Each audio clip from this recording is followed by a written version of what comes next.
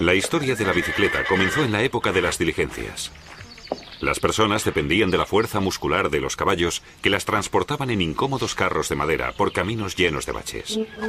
¿Pero no podía crearse un vehículo que avanzara propulsado por la fuerza de una persona?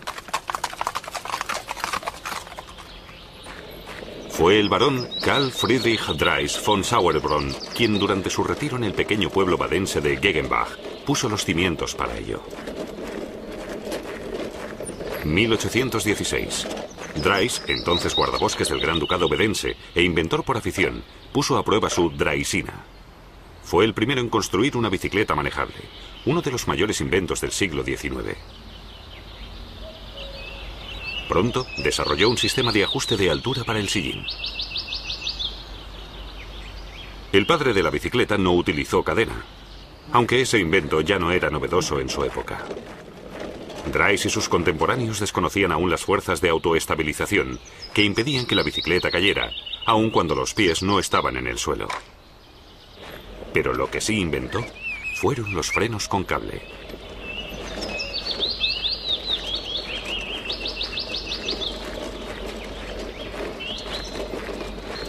Drais señaló los puntos del cuadro de madera por los que debía pasar el cable.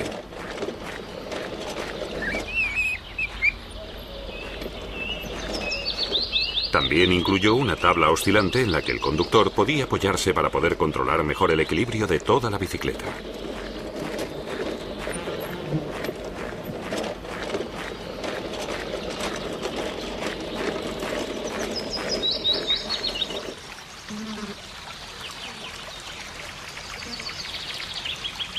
El engrasado era particularmente importante para la dirección de su construcción de madera, y Drais lo sabía. Como se ve, no necesariamente hay que usar aceite. Un trozo de tocino hace la misma función.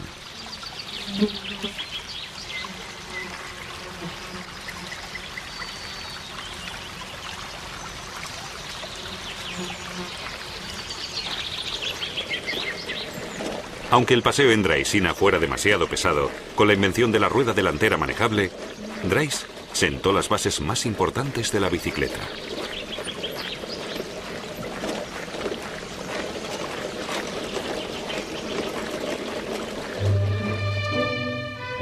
Drais nació en 1785 en Karlsruhe, antigua capital de Baden. Su padre, el barón de Drais, consejero de la corte y funcionario mayor, era un hombre muy estricto. El joven Drais se sintió atraído por las ciencias naturales. Estudió matemáticas, física y explotación agrícola. Muy pronto empezó a interesarse por posibles vehículos no tirados por caballos y construyó modelos de varias ruedas por los que solo recibió burlas. Esos intentos le llevaron finalmente a la construcción de dos ruedas. Con ella, velocipedistas entrenados podían alcanzar una velocidad de hasta 20 kilómetros por hora.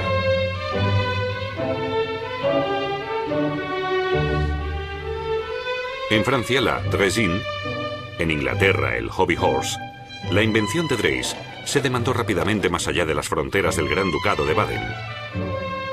Se demostró que la Draisina también avanzaba sin la tabla oscilante.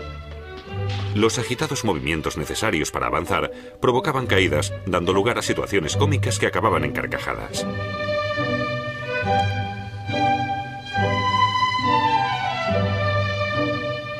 La Draisina se puso de moda, también entre las damas, que de igual forma se convirtieron en el blanco de muchas caricaturas. Drais distinguió la marca de las Draisinas fabricadas por él con esta placa que se copió, mayoritariamente sin licencia, en toda Europa. Por tanto, Drais no pudo disfrutar de las ganancias de su invento. Un viaje de investigación de varios años a Brasil lo alejó bastante de la vida social. Pero en Brasil encontró la inspiración para su próximo invento. Su máquina de escribir fue precursora del alfabeto Morse. Sin embargo, durante mucho tiempo nadie se interesó por Drais y sus ideas. Convertido en un bicho raro, objeto de burlas, tuvo que llevar una vida mediocre, exhibiendo su Draisina como un feriante. Solo 40 años después de su muerte, se le hizo un monumento digno al inventor de la bicicleta. Drais era un práctico. No conocía en absoluto las bases físicas de su invento. ¿Por qué no se cae la bicicleta mientras está en movimiento? Una de las causas es el principio de la peonza. En el momento en que deja de recibir impulso, la peonza cae. Pero, al ponerse en movimiento, reacciona con fuerza y rigidez ante las perturbaciones con un movimiento regular. La fuerza que interviene aquí se denomina inercia giroscópica.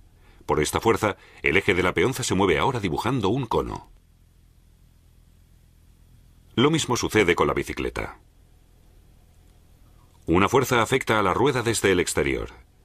Esta reacciona cayendo y, por la inercia giroscópica, forma un movimiento regular de 90 grados. Entonces entra en juego una segunda fuerza, la fuerza centrífuga. Todos los cuerpos que poseen un movimiento circular son empujados constantemente hacia afuera y alejados del centro. Este empuje es lo que vuelve a enderezar la bicicleta y tiende a ponerla en posición vertical. Se origina en la parte delantera.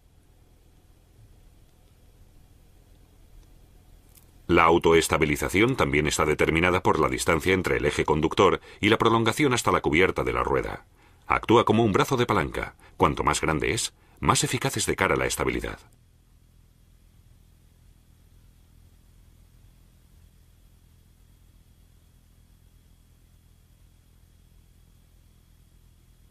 Cuando la bicicleta toma una curva, su dirección se desvía de su eje. La fuerza de rozamiento se hace patente y vuelve a redirigir la bicicleta en línea recta.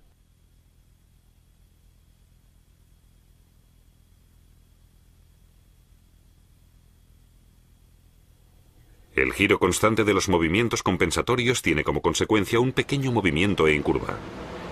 Pero si lo observamos bien, avanza en línea recta.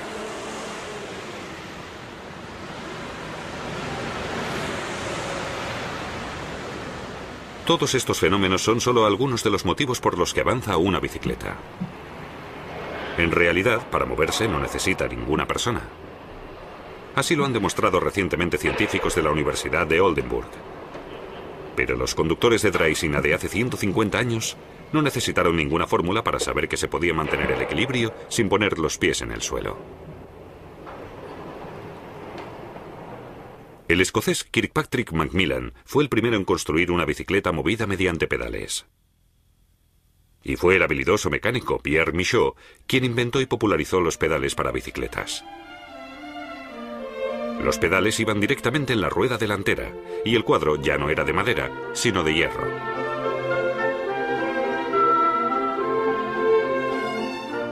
Las damas más atrevidas se lanzaron a probar la bicicleta. Y para los más arriesgados, Michaud inventó el triciclo. Los pedales de latón, minuciosamente trabajados, tenían una candileja como contrapeso. Se fue viendo que el equilibrio aumentaba con el tamaño de la rueda delantera. Comenzaba el desarrollo de la bicicleta de rueda alta.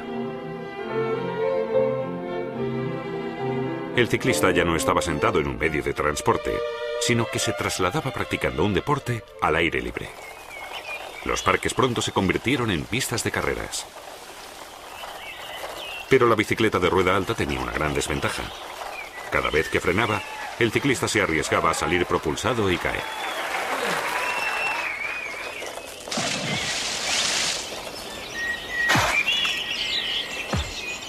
El problema se resolvió con el uso de la cadena. La cadena posibilitaba alejar el pedal de la rueda motriz. En los años 80 se creó en Gran Bretaña la bicicleta de seguridad. Tenía dos ruedas del mismo tamaño, los pedales estaban ubicados entre ellas y la cadena ya no estaba situada en la rueda delantera, sino en la trasera. Hasta llegar a la bicicleta moderna, que no se desarrolló definitivamente como tal hasta finales del siglo XIX, faltan aún la incorporación de los piñones, para una mejor transmisión de la fuerza, la integración total de la cadena, de la rueda motriz libre y de diversos accesorios como el timbre o el primer faro de la bicicleta.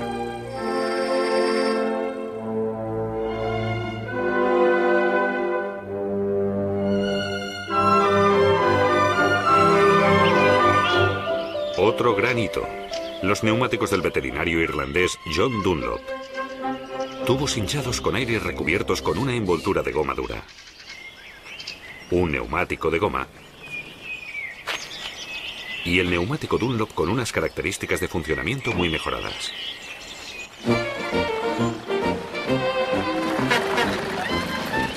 Los ciclistas pronto empezaron a competir en las ciudades con los distinguidos y caros, aunque contaminantes, automóviles.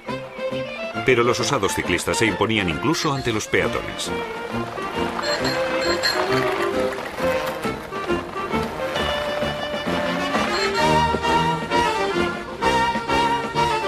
Pronto llegaron los castigos.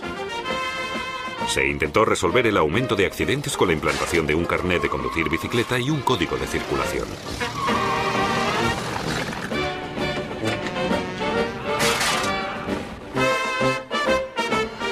Los ciclistas deportivos comenzaron a organizarse y a fundar asociaciones de ciclismo acrobático.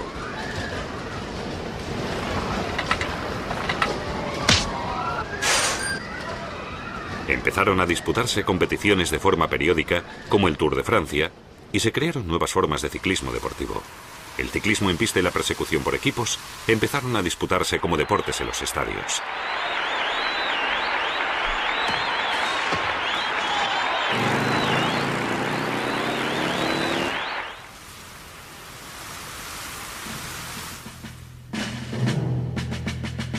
Por otro lado, la bicicleta plegable fue un invento militar.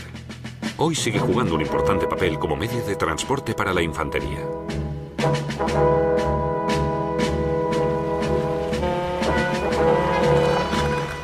En la actualidad, la bicicleta se utiliza sobre todo como medio de transporte en las ciudades.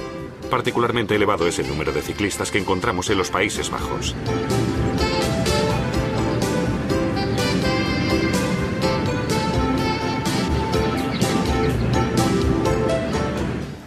Una imagen del país de la bicicleta. Se calcula que en China hay alrededor de 500 millones de ciclistas. Por tanto, la bicicleta es, con diferencia, el medio de transporte individual más importante del país.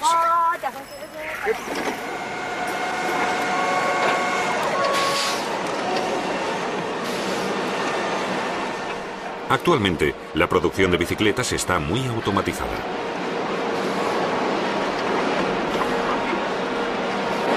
Sin embargo, para la fabricación del cuadro se sigue prefiriendo el trabajo manual, mucho más minucioso. Hoy en día, la bicicleta es el medio de transporte más popular del mundo y tiene el mejor balance ecológico y económico, pues ningún otro vehículo consigue sacarle tanto partido a una fuerza como la bicicleta que inventó Carl Friedrich